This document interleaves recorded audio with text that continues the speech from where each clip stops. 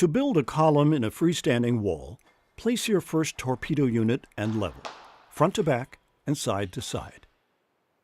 Place the second torpedo unit perpendicular to the first. Use a square as a guide. Place the third and fourth units in similar fashion. Make sure all units are level with each other. Glue every few inches on the torpedo units. Place the first column unit. Place the second column unit perpendicular to the first and check with a square. Continue placing units in this manner. Glue every course.